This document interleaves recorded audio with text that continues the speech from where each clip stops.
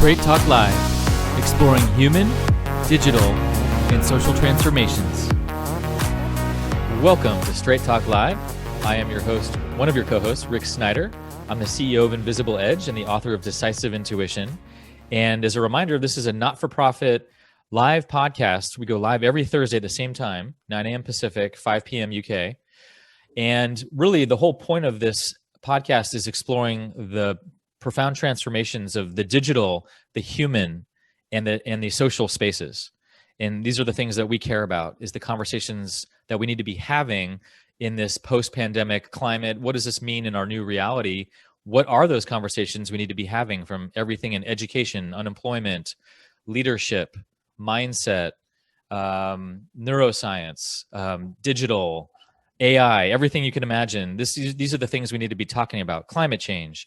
And so we have a fantastic guest today and a fantastic show. But before I get into that, I want to introduce my amazing co-host, who is off his high of amazing stories in his life. We have Af Malhotra. Af, take it away. Thank you, Rick. Welcome, everyone. Great to be back on the show, and what a wonderful subject today. We have, as you all know, been focusing very, very seriously on building the next generation of what we call mavericks or maverick leaders. And one essential ingredient, of course, is your ability to communicate. And a big part of your ability to communicate is to tell stories, to engage, to influence, and to really be the leader that you ought to be in the future that we're looking to be part of ahead. And so today's guest is going to be remarkable. By the way, I am, of course, the co-creator of this show and the co-founder of Growth Enabler, and I do all sorts of other wonderful not-for-profit things as well. So over to you, Rick, and let's crack on with the show. Okay. This is one of my favorite topics, storytelling. And it's something that's come, I think, more to the consciousness of our world in the last 10 to 15 years, especially. We're getting the power of story. Even though it's been there since the dawn of time, I think there's a way we've somehow acquainted ourselves with actually how powerful that is to be able to move an audience, to be able to influence. I've literally seen someone who's the smartest person in the room who doesn't know how to communicate what they know to their audience, and how frustrating that must be. And so we're gonna dive deep today in what is the art of storytelling? What is the heartbeat of influence? How can we use this to motivate our teams, our culture, to be able to speak out when the story is not going according to plan? So without further ado, I want to introduce our special guest, Jay Golden. Jay, welcome to Straight Talk Live. Thank you, Rick. It's really an honor to be here.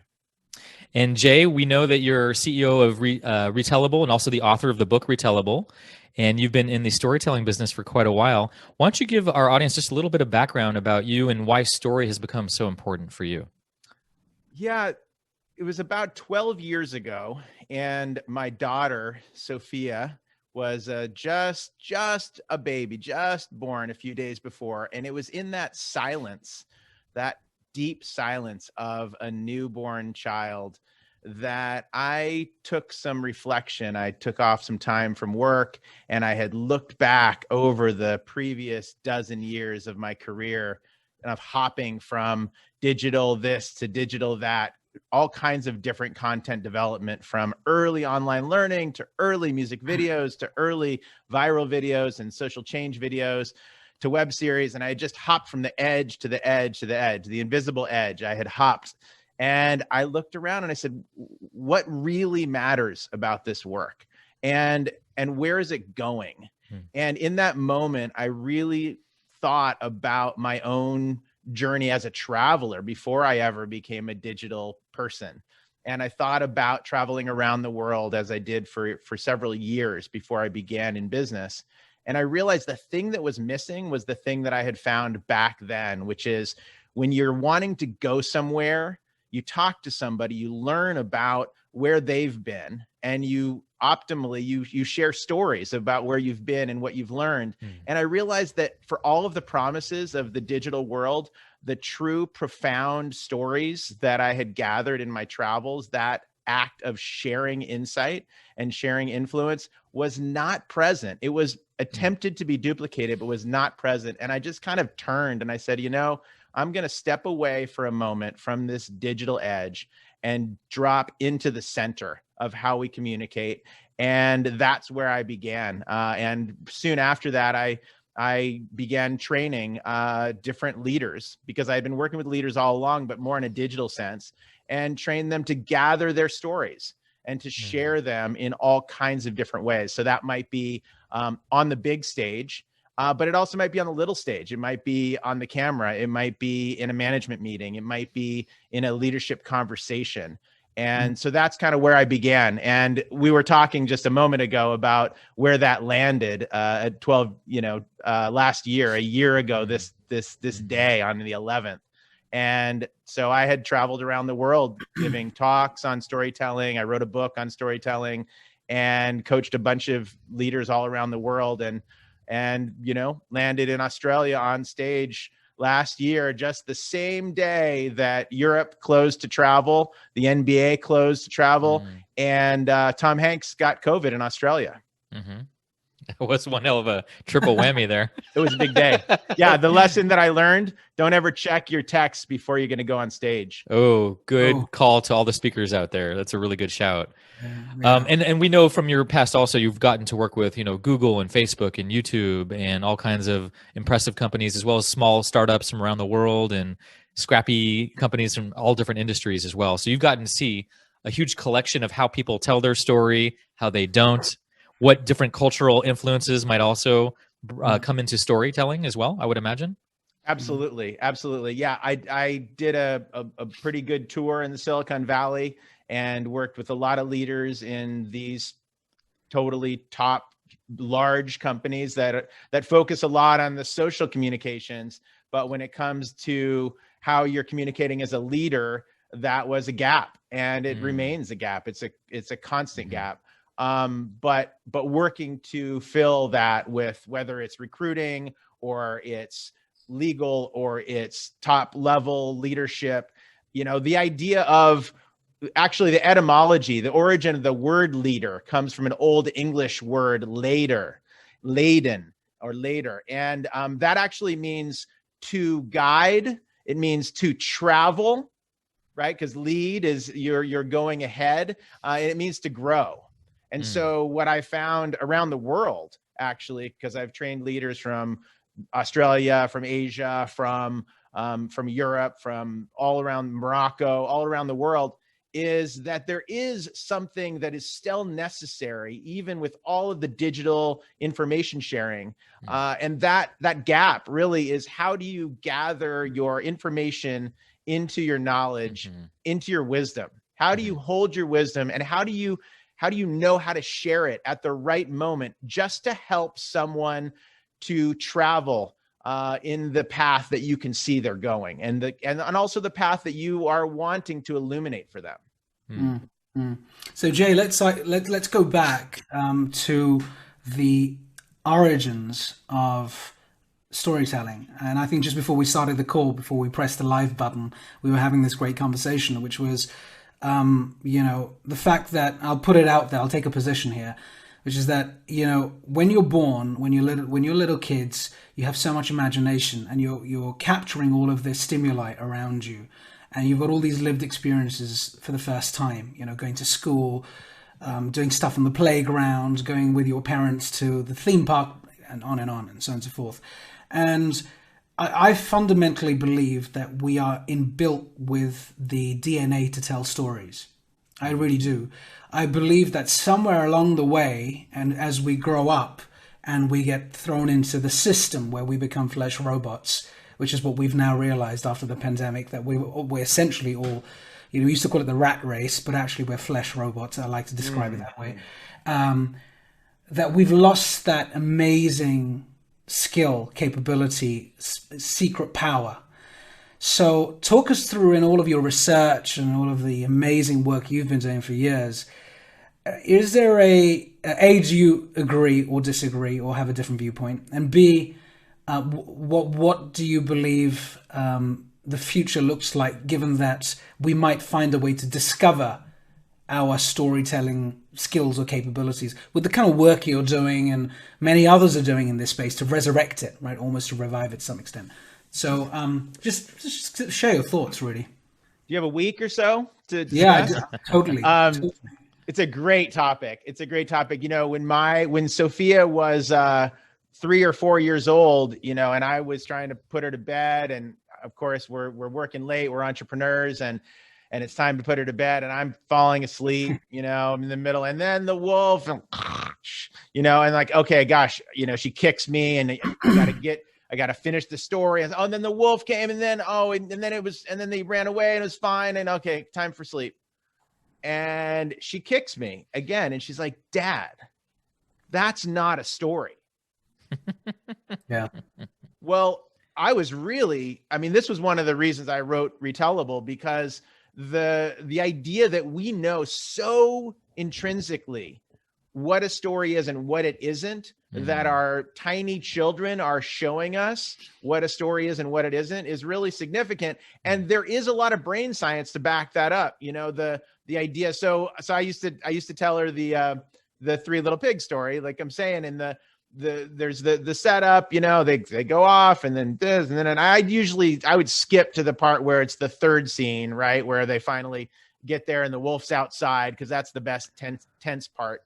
The thing is that that beginning of a story, when you drop someone into a story, that's where the dopamine sets in. That's where the suspense lives, because you're guiding them into this discovery. And that's where people are like, well, if you do it right and you do it in a committed way, you're dropping them into this territory of suspense. Suspense actually elevates your level of curiosity, and it deepens learning. And I can speak more to that. But the gist is, once you drop down, and then you get to the place of stress, the place where it's like, okay, now I'm not actually sure what's going to happen with this wolf. The wolf's now climbing up the roof. Here it comes, and drops in. And oh gosh, that's where the cortisol is. That's where the stress hormone is. Now a little bit of stress, like Joseph Campbell talks about, the innermost cave, the place of not knowing, right? That place of mystery. When you don't know and you're trying to solve it, that there's a cortisol release. Now you don't want to have too much, because then your audience kind of strays away. But once you can come through that, and finally the piggies are safe, and finally the wolf, runs away with his, burning tush, then that's where the oxytocin is. That's where the connection is. That's where we feel safe, we feel connected, and that's where the healing happens. And so it's not any different, actually, if you talk about any kind of leadership story, if you talk about any story from your travels that you're applying to a challenge that your audience might be facing. If you're talking about a new world where we don't know how to act, but we do know some things. We know the value of trust. We know the value of deep relationships. We know the value of immediate response and quick innovation that's required. There's so many shifts that are happening. That's the place where story actually comes in, and it continues to be even more important. Where does it get evaporated then? Where do we lose it? Yeah, where do we lose it? I think there's an assumption, and I really understand it. The way that I look at this is, Steve Jobs had an insight when he was 12 years old. He read this magazine, Scientific American, and he found in Scientific American, he found this study, and the study was about the efficiency of of different species. So it's like kilocalorie per hour. So how far could the different species travel 1 kilometer on how much energy, right? So how much energy would it take to travel 1 kilometer? And what he saw was that the condor far and away just took it. The condor was so efficient. I don't know if you've spent any time in South America, massive 8-foot wingspans, could just sail forever on the wind. Humans were like in the middle of the pack, a third of the way back. And he really thought about that. But then somebody had the idea to do a study of a human on a bicycle. Put a human on a bicycle, and the human on a bicycle totally blew away any other species. And his reflection and his insight at 12 years old, relatively smart guy, was we are tool building species, right? Founded in Sapiens as well. We are tool building species. Now, so what he said is, a computer is really a bicycle for the mind. And that's what we become reliant on, a bicycle for the mind to carry information, designs, ideas far and wide to co-create with this bicycle for the mind and have these ideas travel so far. The thing that I think we're missing is the thing we began with, because humans are tool building species. And the original tool that we utilize to cultivate, to develop culture and to create connection among people and to teach is not the bicycle of the mind. It's the bicycle of the heart. It's the story. And that's where we've fallen in love with all of the information sharing and all of the critical power of being able to share this knowledge. And it's immensely powerful. But if you think about where the wisdom is, the wisdom doesn't live up here. The wisdom lives here. And so I think where I don't know if we say we've gone wrong, but we've fallen in love with this idea of sharing all this information, and it keeps us connected. But you still have to come back to that question. After 100,000 words that you're going to take in today, after 34 gigabytes of information, we're walking hard drives. We're so filled up. We're so zoomed out. The question is, what are you going to remember in a month?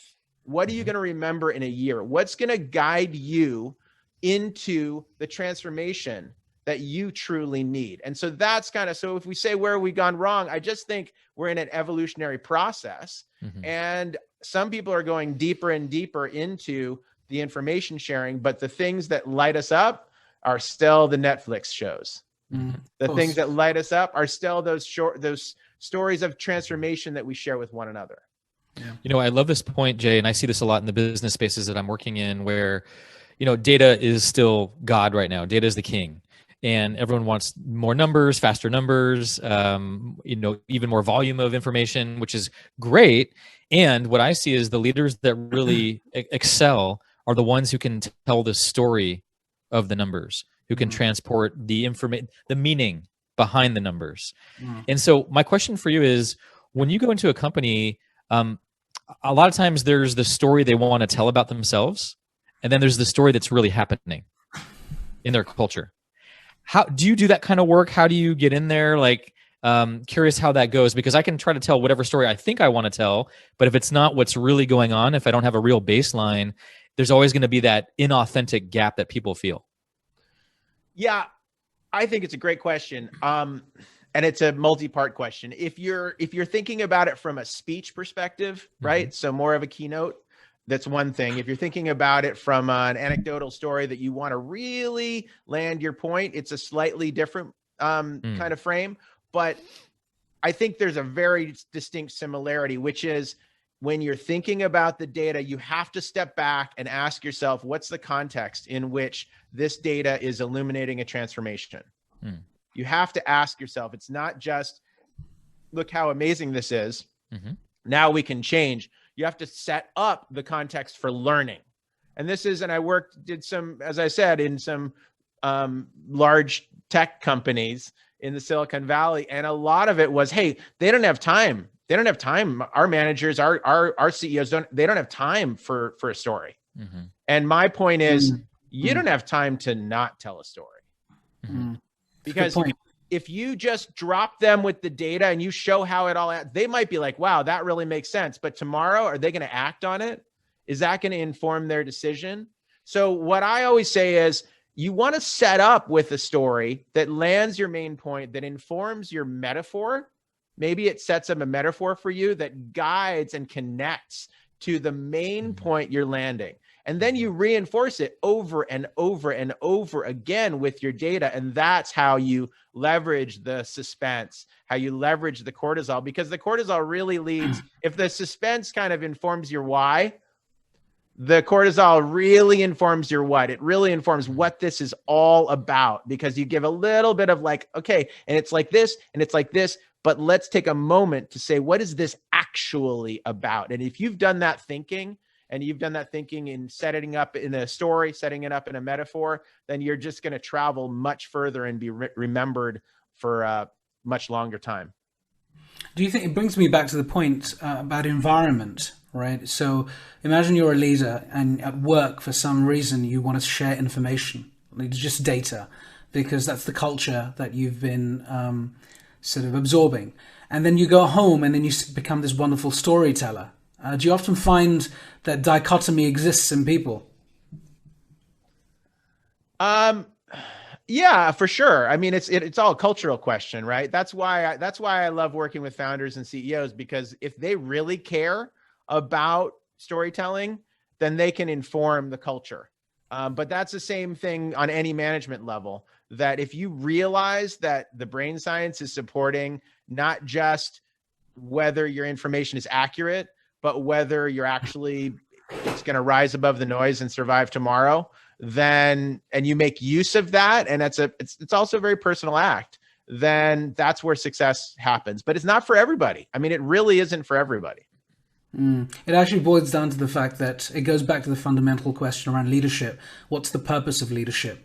You know, the purpose of leadership is to inspire, engage, influence people to change their minds, to get them moving in a certain direction that may be fearful for them at that point. But, you know, just you being around makes it feel that much better. A parent is a leader, a company executive is a leader, a politician sometimes is a leader.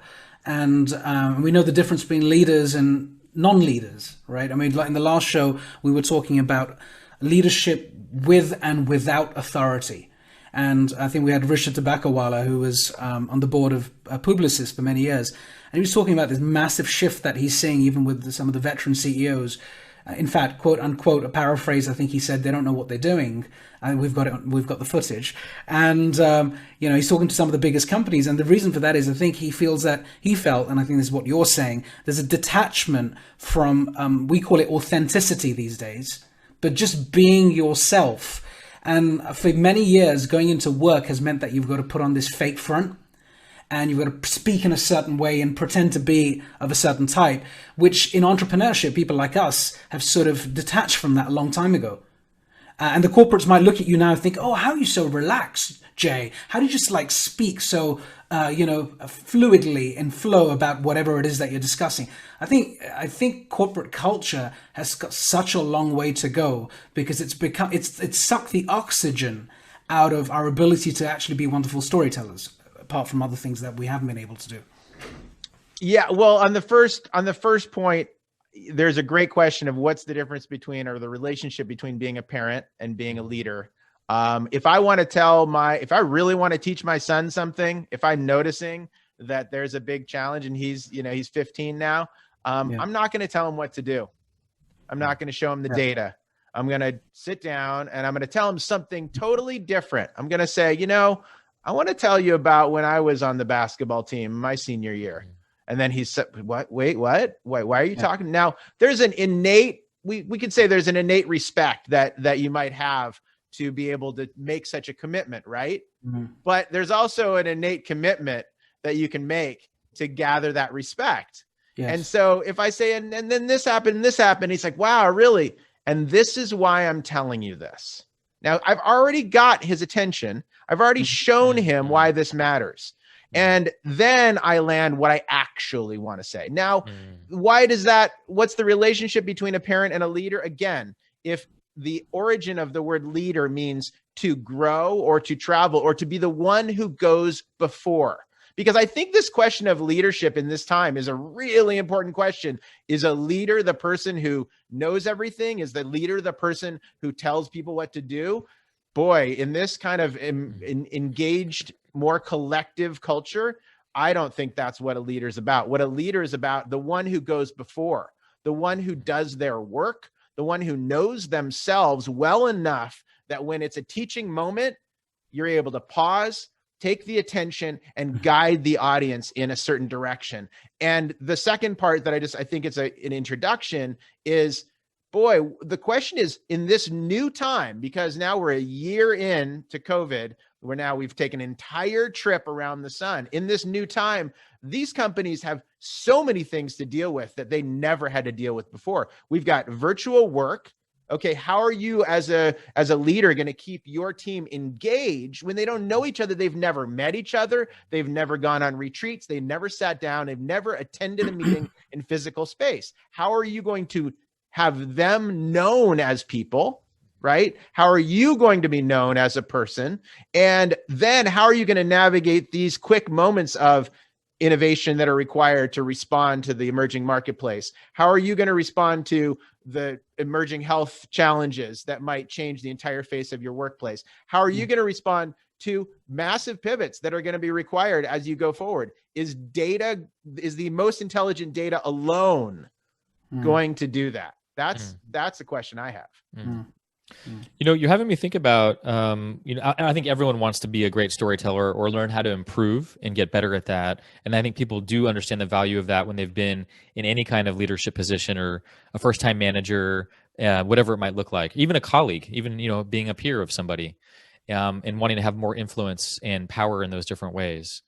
My question to you is, what are some of the best practices when someone is learning the art of storytelling, maybe for the first time or doing it more consciously now? They're actually putting conscious attention on this as a practice and as an art and as a science. What are some just beginning best practices you can recommend to our audience for all the people out there listening of like, yeah, I want to be a better storyteller, but I don't know where to start? Yeah, it's a great question. I look at a good story like a travel story.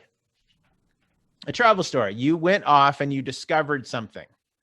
And this kind of strange thing happened. You met this person led you there, and then you'll never guess what happened, right? So this basic setup of how the world was, what led you into discovery, the moment before that true discovery, that's where the innermost cave comes in. That place of not knowing is one of the most important pieces of a story. Not only does it illuminate authenticity, not only does it give you that connection to your audience, but it sets up that learning and that kind of moment, that opportunity. So a story is really, we talk about a bicycle of the heart, a bicycle for the heart. A story is really a vehicle of change.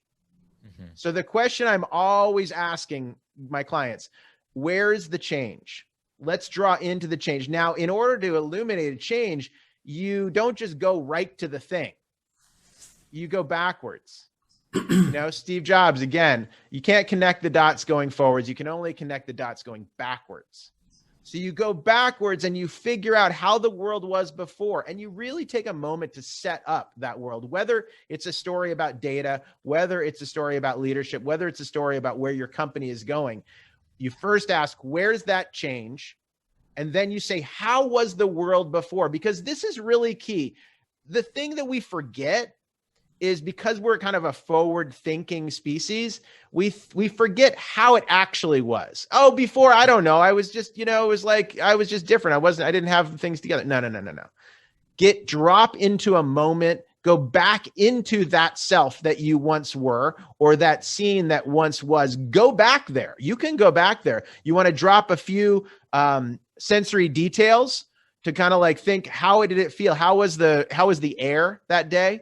What did you see? What was blowing in the trees? The day last year before I got on stage, I've thought so much about this moment where I picked up this text from my son and I'm lying there on the bed doing my meditation. I'm getting all zen. I'm about to go on. We were going to talk about the bushfires and how recovering from the bushfires and how the challenge to the travel industry and how you were going to navigate with your collective story, right? That was like the opportunity, but all of a sudden, boom, a whole nother crisis. Well, the moment that I was holding that phone is a moment that I'm going to remember for my whole lifetime. Now, why do I say this? Sensory details. Leverage sensory details. Sensory details enhance learning. They anchor a person in that place. Think about where the change is and then back up. Go to how things were before. So the basic thing in any kind of story, how was the world before? What was the main change that happened? And what is the lesson or the insight that you're pulling out of that? And then you use everything else to support it. So then you can layer in your data, you can layer in your discovery, you can layer in your research. And most importantly, consider who exactly you're speaking to. Think about whether, when I help my clients to work on their speeches or to write a book, I'm saying, choose 3 people. Choose 3 friendly people that are your audience members and speak to them. What are their challenges? What are they facing? And then also ask yourself, where are you in this? So ask, where are they? Ask, where are you? And then cultivate a journey to connect the two. That's really useful. What do you believe? I mean, in your mind, there have been so many amazing storytellers, right, in the world. You named a few earlier on, Jobs included, in his own sort of way, and different personalities tell stories differently. I'll give you an example. Years ago, when I was in the corporate, I used to run Europe and Middle East, and one of the first times I was invited to the Middle East was Dubai, and Kuwait was one of the regions that I was looking after. It's my first time there, and I met this chap who will remain nameless, and he had the whole gear on and so on and so forth. And it's the first time I'm being introduced to the market. So he came in and we had a coffee. The person brought the coffee. It was really cool. And I was like, right, what do I do here? I'm not going to go talk to him about the corporate spiel, because that's what I was told to do. Like, go tell this guy about the corporate order, right? He needs to get in line. And I was like, well, I'm not going to do that. I come from a different background too, so I get the ethnic diversity piece, and I get the language and nuances. So I was sitting there and I said, the sales numbers, how's it going? He said, yeah, fine. I said, tell me a little bit about this deal that you're working on. And so this was a 15-minute response. And he said, I'm not going to do the accent. He said, let me first tell you a little bit about what's going on. Think of it like the ocean. And it started that way. And I was like this. I was like, where's the popcorn? He said, and the ocean flows through. And his response, then he said, and then I walked into the room and the sheikh was there on his treadmill moving. I didn't know what to do. And the three people, I was like, wow, this is like a Hollywood movie. I was like, then what happened?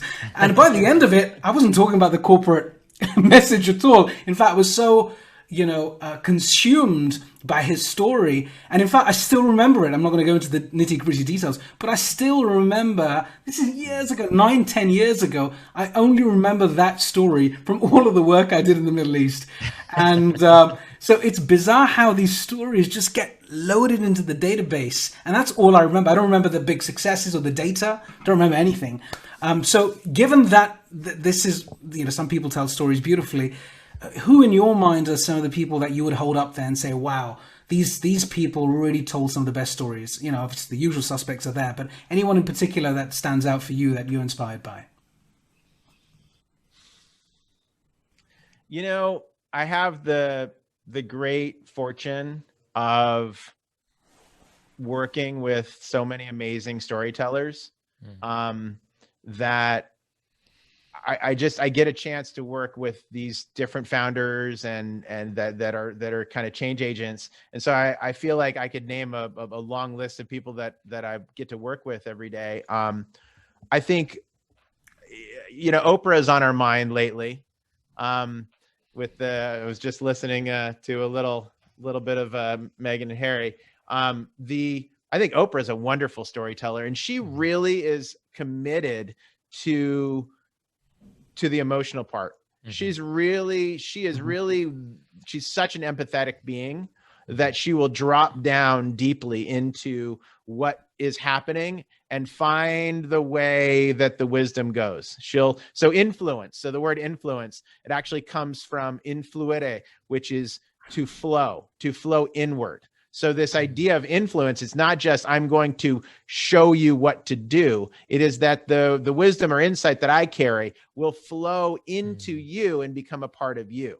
And so that's the kind of anchor part. I have one client that I have worked with for a long time. His name's Charles, and he's a kind of visionary type. So visionary meaning like a new idea comes up and you will anchor into that and you'll find a way to convey about that. But there's this year, he actually runs a roofing company. And this year is the big focus has been not about as much about roofing, but as who actually needs help this is in Orange County, who needs help in the Orange County region. And so what they've done is they've cultivated a story called the Love Drop, where they've connected these different people, these different companies, and they've gathered food from them as a kind of like almost like a marketing thing. There's a elevate your name, and we're going to go bring the food to hospitals. We're going to bring it to the police. We're going to bring it to childcare folks, this kind of idea of taking that greater story and making it a part of your business. So we're not just a company that's actually about how we create, build roofs for you. We're a company that cares for our community and cares for our employees. So that's like another example. I mean, there's a long list. It's a great question. I have one that's burning based on what we talked about before this call. And you're talking about the small story or the personal story, and how a lot of the big story, like a lot of times we're focusing on the big story of the company or the big story of the vision of, where we're trying to head in the next 5 to 10 years. And yet you were making a good point that a lot of times, even in the corporate space, especially in the corporate space, how can we get even more personal? That's really the carrier wave that's happening these days. Can you speak a little bit about what it is to help people uncover their personal story? Because a lot of times they might feel like that's insignificant. Yeah. What I believe is that your story is made up of stories. So the task, when I get a lot of people saying, I really need to work on my story. Well, your story is not just the thing you did last week or the thing you developed or this year. Your story is really built on your insights and your landscape from your life. So the practice that I really help people to work on is what I call the legend process, which is we go on an exploration into your life, whether that's something that happened to you when you were 5, when you were 15, something that happened last week and then I use a framework called the journey curve, which is a kind of 3-part frame that helps you to map out what change looks like in the story. And so what I do first and foremost when I work with either my clients or even in my speaking or my training is help clients to map out, to gather stories, find out which stories you actually tell. So that's kind of the starting point. The stories you tell, can they be improved? Can they be deepened? Can you leverage the senses more deeply? Can you leverage suspense? Can you show how the world was before? Is there a cave moment where you can offer a little more expansion and mystery that connects with your audience? And kind of play with the stories that exist. So that's your kind of go-tos. Then your like reserve stories are the ones that maybe you told once, or maybe a moment that keeps coming up to you. I love that story about the marketplace. That sounds like a go-to. But maybe it's a story you tried telling and you don't know how to tell it, or maybe it wasn't relevant. And so those are your reserves, and those are ones that you can bubble up and workshop. And then there's your insights and your lessons that you haven't really told into stories, but they're key moments that stay alive for you and moments to workshop. And so as a result of this, to cultivate a collection of working stories that both enables you to pull out of your quiver these stories at the right moment, but it also gives you a practice. So that if it's not even the right moment, maybe it's a story that's just bubbling for you at the dinner table or when you're on a Zoom call, that you have a cultivation of a kind of these stories to really harvest when you need them. So that's what I believe. I believe in a collection of stories. And then once you have your collection of stories, when you're looking to meet this moment, like everybody has their COVID story. Right. Yeah, and some of those COVID stories are not done. And some of those COVID stories are going to be told differently in 3 years than they are now, oftentimes. But we all walked collectively into an innermost cave, a moment where things were falling apart and we didn't know where to go and what was stable about it. So being in the practice of telling your stories is actually an opportunity to map out your story for today. And that way, when you're ready for the language, when you've readied yourself for the language, you're more prepared to tell that next story. Yeah, this is fantastic. While you were talking, by the way, my takeaway, and we live and breathe this stuff as well. And this is how valuable this is. What you're saying is, as a good practice, once this session finishes, and you're going to tell us a little bit more about what you're up to today and these days as well, because maybe you can help a lot of our straight talkers later on. But you're saying we should actually take out time. I don't know. I'm writing it out as almost like a bit of a mind map. But I've got so many different parts of my life: my work life, my personal life, my health life, my entrepreneur life. It goes on and on. As I'm writing it down while you were talking, I was thinking, oh my God, I've got like loads of stories. But here's my sort of plug-in for you then. It's difficult to just sit on the back of a laptop or find 30 minutes. Some people can do it instantly, not everyone can, to just say, right, I'm just going to make a collection of all my stories and practice them, and off you go. I'm a fantastic storyteller. Surely it's not that easy, is it? No, it's not. But what you can do is you can make a graph. I like Right. to, so I've got a couple of these. I got one on my wall here. I keep iterating them, but take a big piece of paper and basically draw a y-axis, the x-axis, and this is 0 when you were born. Here's your ancestors. Any stories from your ancestors? Don't start when you were born. Figure out the stories from before, which were those early influences, right? Because that's in your genes and it's in your heritage. And then go forward and really be spacious about it. And the center line is, here's good moments and here's bad moments. Right. You know, we could call them good and bad. And sometimes the good moments come right after the terrible moments, right? And sometimes vice versa. But from there, you'd be really surprised. You start just marking those insights, those key moments, those times, and give yourself a wall, give yourself space, and come back to it again and again. So you might take a coffee break and you could come up with 15 key moments, but the next day you might say, wait a second, I forgot about that time in the marketplace. What about that? What about the ocean story? Well, what is that story? And how's that relevant? So that, to me, that's the legend process. So that to me is where you can gather your key insights and you can gather that kind of collection, and then you can workshop shaping them, but keep going back to it. You know, you keep going back to it, and then you can start pulling pieces. And when you're doing that, it was a fabulous model that. When you're doing that, I guess the question you have to ask yourself is, so what? So what's the central message in this moment, right? You have to force yourself to ask that question. Yeah, that's an absolute critical question to ask later. Okay. So it's a critical question, but that's a shaping question. First, we want to get the data. You're talking about data. What happens is you just forget stuff. We've lived, you know, we're listening to so many other people. You know, if you want to be a little controversial here, talk about great storyteller. Well, Stop the Steal. Great story. Great freaking story. Not my favorite story, but a great story. Why?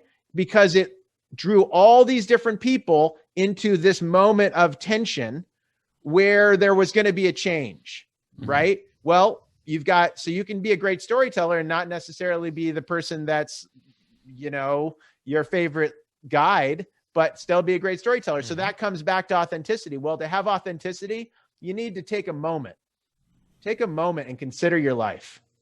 And if you're not taking a moment to consider your life, I don't know how you're going to be a good guide into these places that your audience is wondering, how the hell are we going to get there? So that's where, yes, so what is a critical question, but so what is a shaping question? Let's get the data first. Let's figure out the stories you don't tell. Let's figure out the stories you're ashamed to tell. Let's figure out the stories that you haven't transformed. Let's acknowledge the ones that you're still stuck in. Now, we're not necessarily going to bring those to prime time, but it's very good for you to have a grasp of those moments. And can I ask you one more question on vulnerability? I'm looking for some form of assurance, actually, from you, for the audience, because sometimes when you talk about the stories you don't want to tell, that's a very important point you raised there. Because the obvious stuff is the stuff you want to tell, right? The stuff you don't want to tell, that's where greater authenticity kicks in, where you show the vulnerable side of you. And I guess what I'm trying to help people understand is that it's okay to do that. But again, a lot of people who, I have friends, family, people I worked with in the past who don't do it, are products of a certain environment. Because they say, that's okay for you. That's okay for you because you found whatever you need to find. Not for me, because if I tell that story, I'm seen as being weak, or I'm seen as being a loser, or I'm not good enough. I know we're going down a different path, but I just want to throw that out there because it is a real blocker in people moving to the next stage. I think it's such a great question. And I think this is where you need to be vulnerable as a kind of standard guideline, I think falls short. I think it's not just about being vulnerable. I think it's about showing vulnerability and coming through to a transformation. And so what I find, so I worked with somebody this past year. His family came from East Africa originally and came to the States and started a travel company. And he told me a story that was so hard for him. He told me a story about going to McDonald's, and he still remembers the smell of the French fries in McDonald's when he was 7 years old. And he sat down with his dad, and his dad brought him some French fries, and he said, "Here." And he gives them to him, and he says, "Oh, well," he says, "Dad, where's yours?" And he says, "Well, I already ate mine." But what he realized now was the look on his dad's face was a confusing look that he didn't quite understand before he became a father, before he stepped into this COVID time. And what he realized is that his father at that point couldn't afford 2 packs of French fries. And as he thought about that story, he kind of fell further and further into this moment of shame.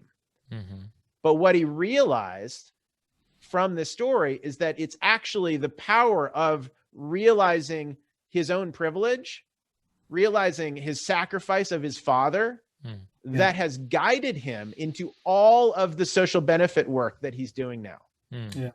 That's guided him into all of the work around in these different countries where that company has traveled to, where the guides are suffering, where the local people are suffering. And now he's catalyzed in several different countries this entire transformative program to support those guides and the local people and the families of those guides. And it's all back to that story of the French fries. So is that a story of being lost in vulnerability? Is that a story, well, that's okay for you to tell? Or is that a story that was just stuck back in the past, and you in your developed self, in your mature self, in your committed self, never went back to it because it was just sitting there, and you never found that same basic question, where's the change? Right? Where's the turn? It's just sitting back. I don't want to think about that. Where's the turn? Now, these stories are not always for telling, and they're not always for telling publicly. I just want to acknowledge that. But they're really good to know. Yeah. This is so powerful in the work that I do, also just around in my own personal development too, just around where I lean into the stories of my own scars, my own wounds, the places where I have shame, the places where I didn't know how to do something, and how those are the most transformational moments of who I am today and how I've learned and how I've grown, and getting to then help facilitate that for other people too, other leaders and whoever they might be. Helping them lean into those areas that they have that story, but they haven't harvested the gold from the story. They haven't harvested the wisdom, even though it's still sitting right there waiting for them to integrate. Yeah, it's the art of alchemy. It's true life alchemy. You're taking something, you're taking lead, something that is a kind of flat, heavy metal, and through your own attention and through your own sourcing, you're bringing a transformation to that you can apply because you're paying attention to your audience, because you're paying attention to not just what they're saying, but what they need. Exactly. I want to get into some audience questions here. We have about 10 minutes left or so. So this one comes from Kate, and she's asking, in all the geographical clients that you work with and that you've coached, was there one particular culture that was more able to grasp and implement the skills that you train for? Or is the aptitude found on a more uniquely individual level? That's a good question, Yeah, it's a great question. It's funny because it makes me think of the opposite question, which is what cultures are more uniquely not tended to storytelling or tended. And it's not just storytelling. It's actually more a public showing of who you are. Correct. And I would say there's a lot of cultures that have that challenge, whether it's kind of tall poppy syndrome or whether it's just a kind of cultural thing where we don't really share that. And so, both kind of answering both sides, you might have, on the one hand, somebody's like, yeah, that's great. I'm happy to stand up. The kind of classic kind of male, like American CEO leaders, like, yeah, I'm bold. I'll figure it out. But that's not always necessarily the story that's the best story. It's not always the boldness is not necessarily what actually makes a good story. It's not about extroversion. No, it's not. I mean, Right. it's always valuable to feel okay speaking or getting on stage. Of course, that has its value when we're talking about leadership. But again, if we're talking about one who goes before, what I find is the value is often the people that aren't ready to tell those stories, that don't think that their stories matter, that think that people want to hear something else. And what I find in just a little searching, when you're just asking that question, why, like 5 different times from 5 different directions, is that whether, I recently worked with some folks from I was going to say Bombay. I always want to say Bombay because that was the town that was the city that I went to. From Bangalore, was it in India? Bangalore? No. From Mumbai, from Mumbai. Also from Nigeria, also from Southern Australia. And I find, in answer to that question, it's often the same challenge. The challenge isn't as much about a cultural piece. It's like one part culture and it's one part, my story doesn't matter. Because we want to, especially as entrepreneurs, we need to get to the point and we need to talk about the business. And Right. my point is, I totally agree with you. Your story is not the point, but you are the person in the room.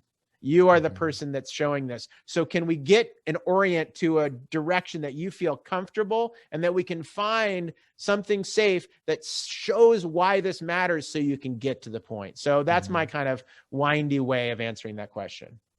Yeah. What do you two think about that? I'm curious. I like what you said about how some cultures it's just not the norm to share more publicly or more personally. And I've seen that in my travels also. I can think of several countries where that's the case. So that's a really good point to flip it on the script, to flip the script there that way. But I think it's probably more of an individual thing would be my hunch of, how do you really get at that person's individual psychology, how they're wired, their patterns and conditioning, in their ability to be able to freely tell and connect the dots of their story or to hold back out of some insecurity or fear. So I would imagine that's probably where a lot of your work is really most powerful, is when you get on that individual level with each leader, each person, and help each of them unlock that key for themselves, back to their own story and taking ownership of that. Yeah, I mean, I tend to agree with both of you. I think you're bang on. The only bit I would add is a real use case example is if you take India, for example, as a culture. India is huge, so it's a bit unfair. It's to say India. It's like Europe, the different parts of it. But if you take North India, which is the place I'm from, versus South of India, they're very different cultures. You're brought up in a different way. You're judged in a different way. You're allowed to do certain things, not allowed to do certain things. Your faith is different. The food you eat is actually quite different. All of these factors, all of these nuances are very important in even the language is different. Language is totally different. I mean, totally different language, visibly different physical features as well to a large extent.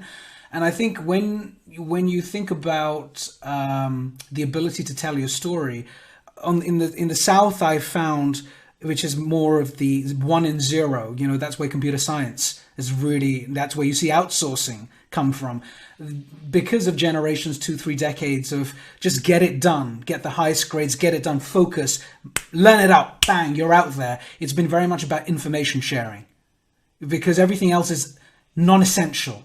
No one cares what happened to you when you were a kid. All they care about is whether they've got the solution. It's a very solution-driven subculture.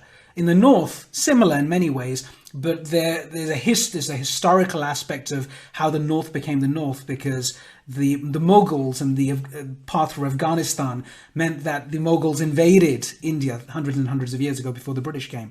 And the British play a big role in this as well. So I think if you look at a country like India and, you look at how one has been taught to share a story, the South may not share the story as freely, although they have tons of stories to tell, because there's been no value or,